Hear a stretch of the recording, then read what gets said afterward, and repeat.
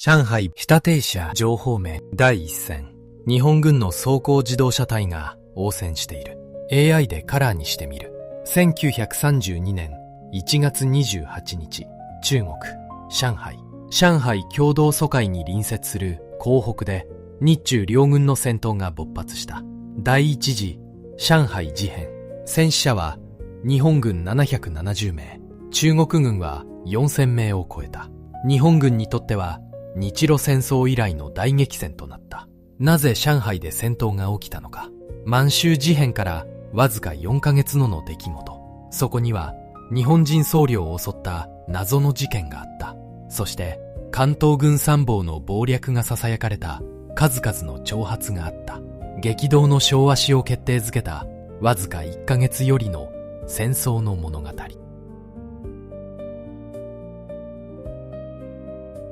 白黒写真のカラー化にあたり協力いただいた東京の画像加工業者リタッチインクさんの復元方法では、従来手法のように白黒の上に色を塗るのではなく、 AI が写真そのものを補正し、当時カラーカメラで撮ったらこう写っていたかもしれない姿に近づける。これはおそらく従来の方法よりもずっと肉眼で見た光景に近い復元方法だ。興味のある方はリタッチインクレタッチ会社と Google で検索してみてほしい。時は1931年9月18日、満州事変が勃発。関東軍は南満州鉄道を爆破し、わずか半年で満州全土を制圧した。国際社会の非難は日本に集中した。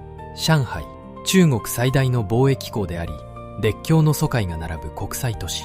日英米仏伊が共同租界とフランス租界を持ち、それぞれの軍隊が駐留していた。日本も海軍陸戦隊1000人を駐留させていた。満州の戦火がこの国際都市に飛び火するとは誰も思っていなかった。しかし満州事変の翌日から上海の街は静かに沸騰し始める。臨州事変の4日後、上海で反日大会が開催された。上海抗日級国連合会が組織される。スローガンは打倒日本帝国主義。日華を買わず売らず運ばず用いず、日本船に乗らず荷揚げせず、日本人と応対せず、違反した中国商人はカンカンとして極刑に処す。日華検査隊が組織され、街では日本製品を扱う中国商人が容赦なく処罰された。日本人通学児童への投石事件も相次いだ。1931年末には在家棒の工場の約9割が閉鎖。居留民の扶助士は続々と日本へ引き上げた。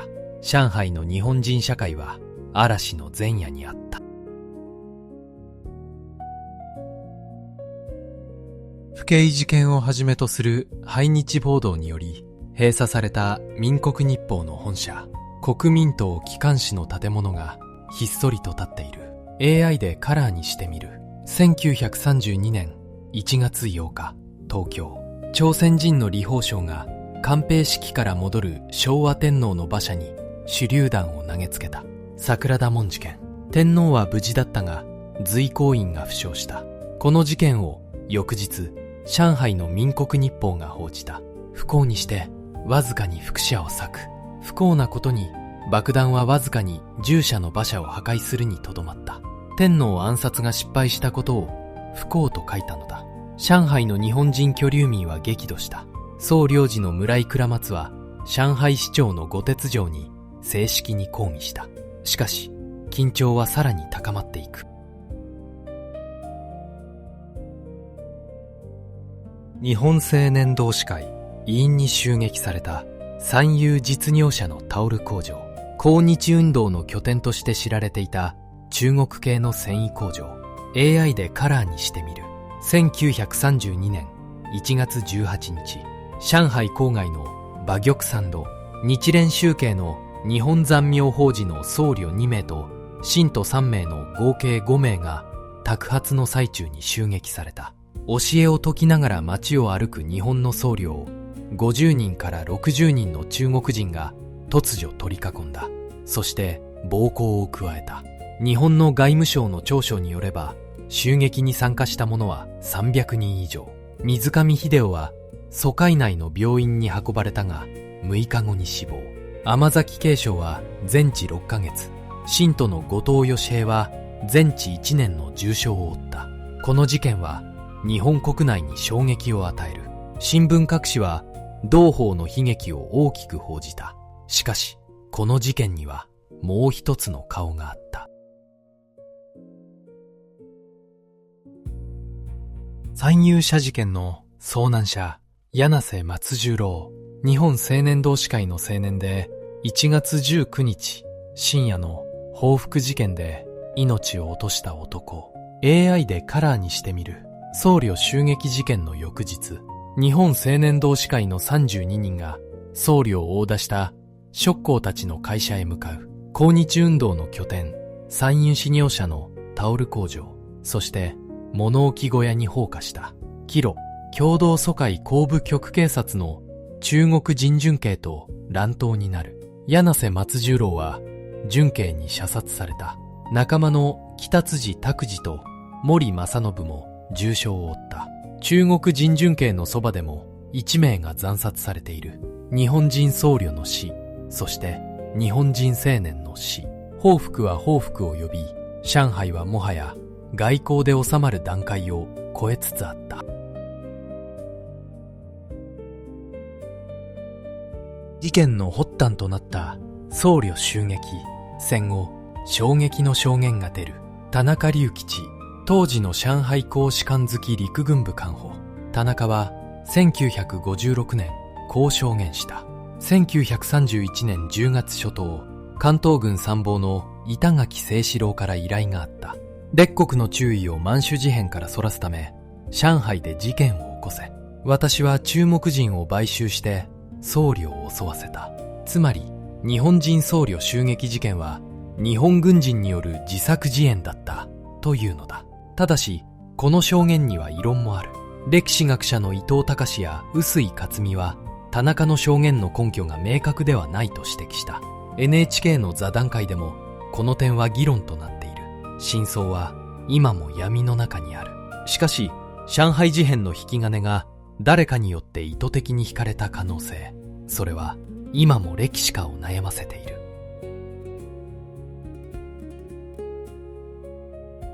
上海へ迫る第19路軍の兵士たち。中国国民革命軍上海事変で日本軍と激突する精鋭部隊。 AI でカラーにしてみる。最低会率いる三個師団。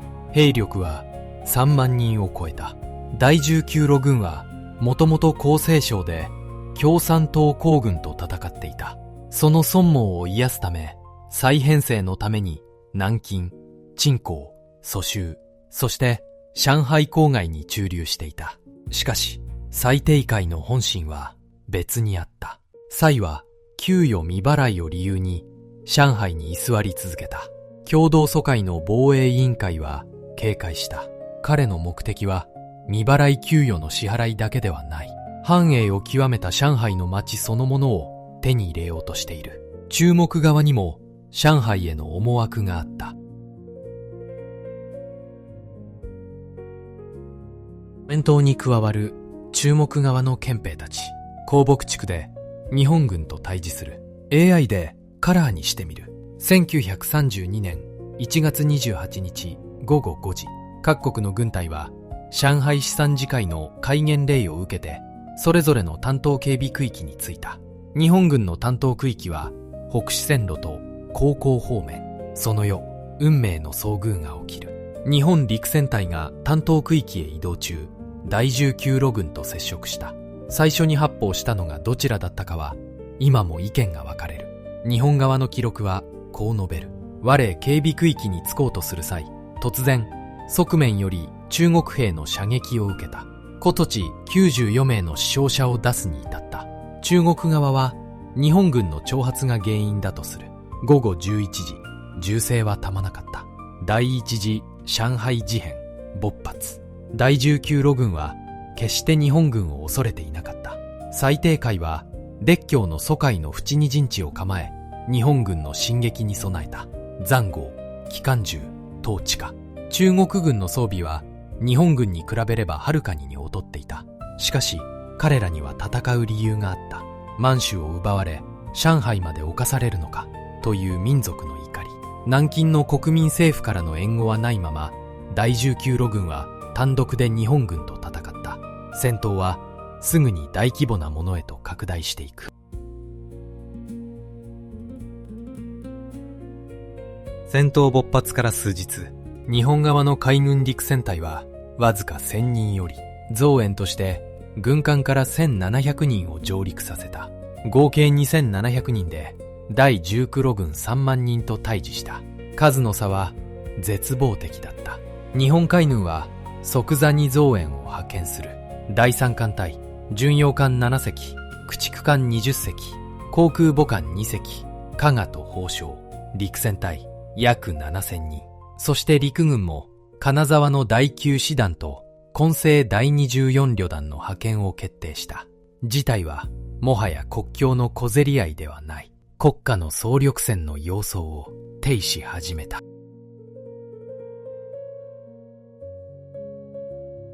アメリカ退役軍人ロバート・ショート中尉を撃墜した後、基地に帰還した加賀航空隊の隊員たち。1932年2月22日に撮影された勝利の記念写真。 AI でカラーにしてみる。1932年2月22日、日本航空母艦加賀の航空隊が上海上空で歴史的な戦闘を行った。中国軍に支援する形でアメリカの退役軍人が動き出していた。ロバート・ショート中尉。彼は最新型のボーイング218戦闘機を操縦していた。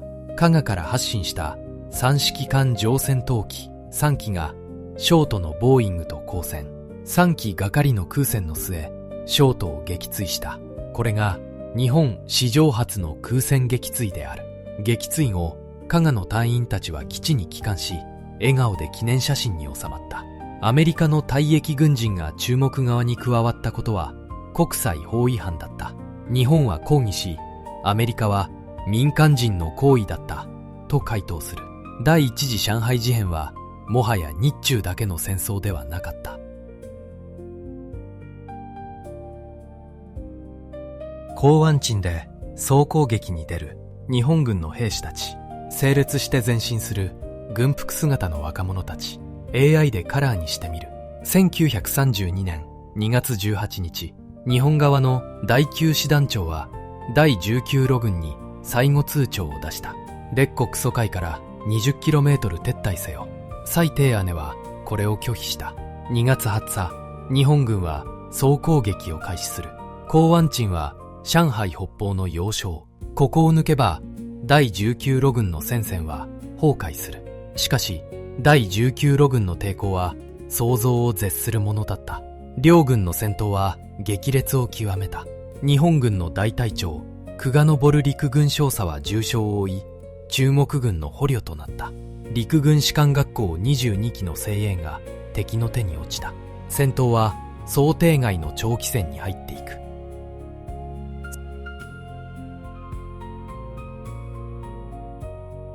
迫撃砲を発射する日本兵。ウースン前線、土のうに守られた陣地で敵に向けて砲弾を放つ。 AI でカラーにしてみる。ウースンは上海の北、長江の河口地に位置する要衝。日本海軍の艦艇が集結し、陸戦隊と陸軍が連携して戦った。迫撃砲は塹壕戦で威力を発揮する近距離砲。第19路軍の堅固な陣地に対して日本軍は迫撃砲で対抗した。しかし中国軍の抵抗はたまなかった。ウースン、江北、港湾鎮。戦線は上海全域に広がっていく。そして日本軍に決定的な犠牲者が出ることになる。肉弾三勇士の3人の肖像。左から江下武次、作栄伊之助、北川進。下には塹壕で構える日本兵。 AI でカラーにしてみる。1932年2月22日、廟港鎮の前線、久留米第12師団の混成第24旅団に属する3人の工兵がいた。江下武次、北川進、作栄之助。彼らは点火した破壊刀を抱えて敵の鉄条網に突進した。そして自分たちの命と引き換えに第十黒軍の鉄条網を爆破した。肉弾三勇士。3人の死は日本国内で英雄譚として大々的に報じられた。新聞、ラジオ、映画、歌謡曲。3人は軍国日本の象徴となっていく。一方、捕虜となった大隊長久我昇少佐は南京へ連行された。軍人にとって捕虜となることは最大の恥。久我は釈放も自決して果てた。英雄と犠牲。第一次上海事変は日本社会の記憶に深く刻まれていった。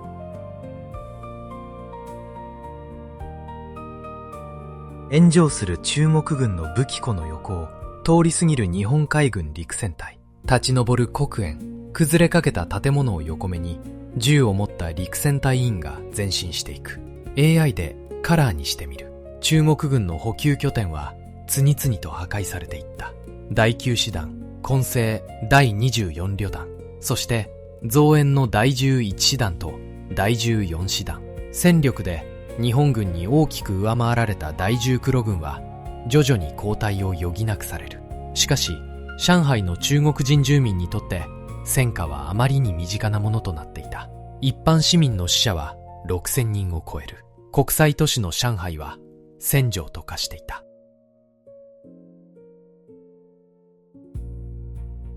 空爆により全焼した国立労働大学。校舎は瓦礫と化し、屋根は崩れ落ちている。 AI でカラーにしてみる。第一次上海事変では日本海軍が組織的な空爆を実行した。空母化側から発進した艦上爆撃機が上海の中国軍施設を次々と攻撃。国立労働大学もその標的の一つとなった。軍事施設だけでなく一般の建物にも被害が及んだ。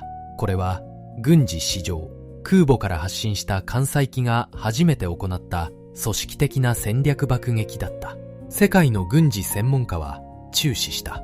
この時の戦訓は後の真珠湾攻撃や第二次世界大戦の航空作戦に直接つながっていく。そして上海市民は空からの恐怖を最初に経験した世代となった。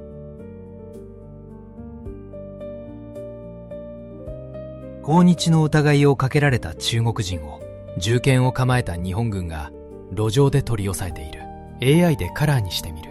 戦闘の最中、上海の日本人居留民の間で自警団が組織された。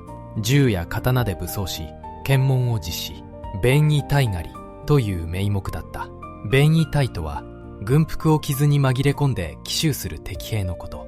しかし自警団の行動はすぐに常軌を逸していく。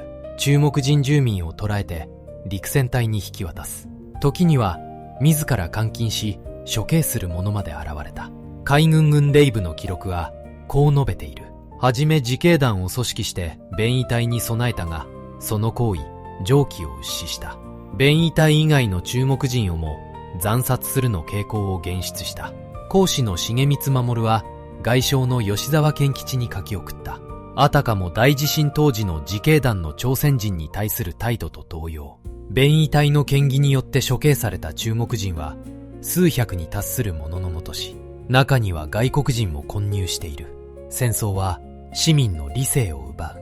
第一次上海事変はその教訓を残した。港湾の竹林の中、日章旗を立て軽機関銃を構える日本軍の兵士たち。 AI でカラーにしてみる。戦闘が長期化する中、日本陸軍は上海派遣軍を編成した。司令官白川義則大将、参謀長田代勘一郎少将、善通寺第11師団、宇都宮第14師団を加えて戦線を立て直すことになった。白川義則、明治2年愛媛県松山に生まれた日露戦争を戦った歴戦の将軍。陸軍大臣も務めた軍の重鎮。彼に課された任務はただ一つ。戦争をこれ以上拡大させずに終わらせること。天皇からも白川には事態の早期収拾を命じる勅語が下っていた。白河は戦闘の継続と外交による収拾を同時に進めなければならなかった。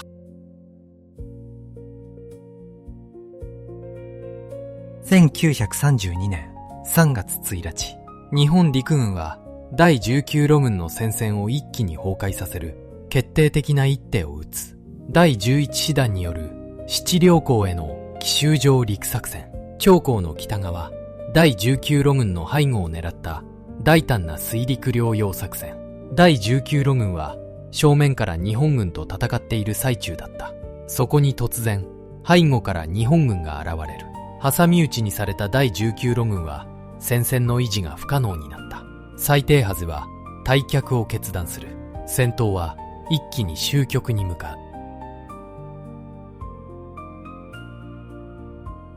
爆撃後の降北、崩れ期後の降北、垂れ下がる電線、瓦礫の中に倒れた人々、AI でカラーにしてみる。1932年3月3日、七稜工場陸作戦からわずか2日後、日本軍は戦闘の中止を宣言した。第19路軍は上海から撤退。日本軍は軍事的勝利を収めた。戦闘の犠牲、日本軍戦死者769名、負傷2322名。中国軍戦死者4086名、負傷9484名、行方不明756名。中国座が民間人死者6080人、負傷2000人、行方不明14000人。わずか1ヶ月余りの戦争でこれだけの命が失われた。しかし戦争は終わっても和平への道は容易ではなかった。英国の仲介により停戦交渉が始まる。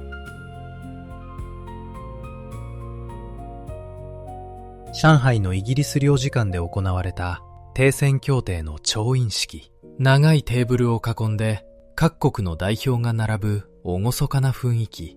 AI でカラーにしてみる。1932年5月5日、戦闘終結からちょうど2ヶ月。日本、中国、そして仲介の英米仏意の代表が一堂に会した。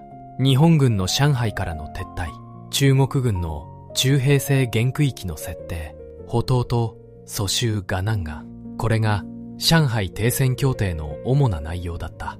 第一次上海事変はここに公式に終結する。しかし停戦交渉中の4月29日、上海の日本人街でもう一つの大事件が起きていた。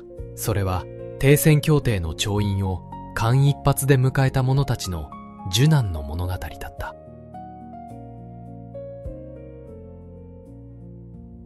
本宮公園の天長摂縮画式展。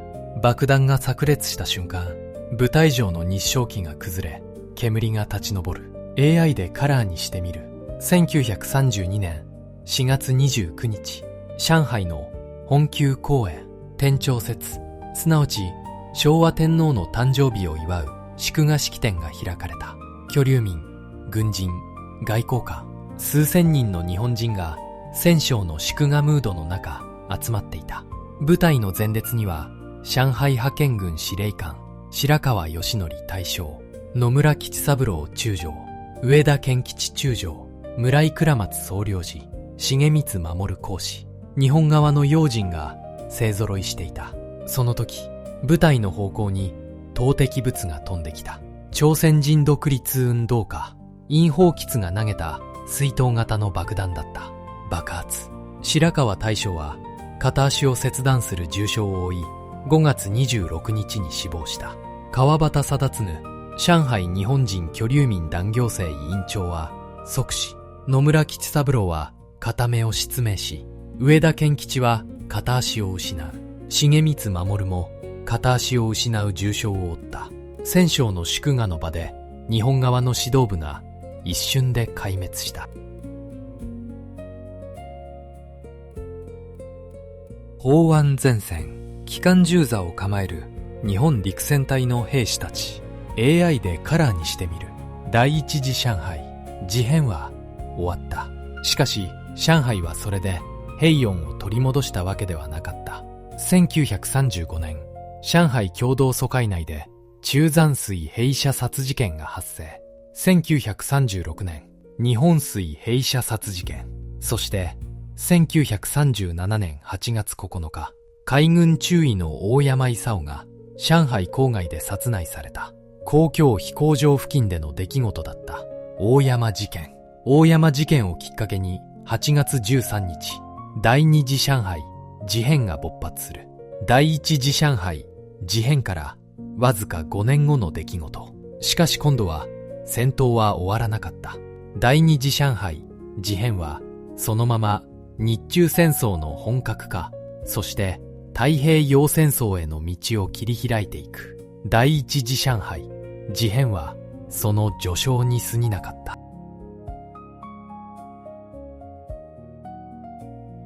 第一次上海事変。1932年1月28日から3月3日までわずか1ヶ月余儀の戦争。発端は民国日報の不景記事と日本人相旅襲撃事件。その背後には関東軍参謀板垣清四郎による謀略があったと田中隆吉は戦後証言した。柳瀬松十郎の死、報復の連鎖、そして蔡定海率いる第19路軍と日本軍の衝突。江北、ウースン、江湾鎮。戦線は上海全域に広がった。加賀航空隊による日本史上初の空戦撃墜。肉弾三勇士、久我昇少佐。770名を超える日本軍の戦死者は日露戦争以来の規模だった。便衣隊狩りの暴走、自警団による中国人虐殺、そして空母から発進した艦載機による世界初の組織的な戦略爆撃。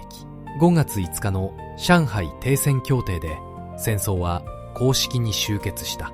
しかし、その6日前の4月29日、上海派遣軍司令官白川義則大将は爆弾テロの犠牲となった。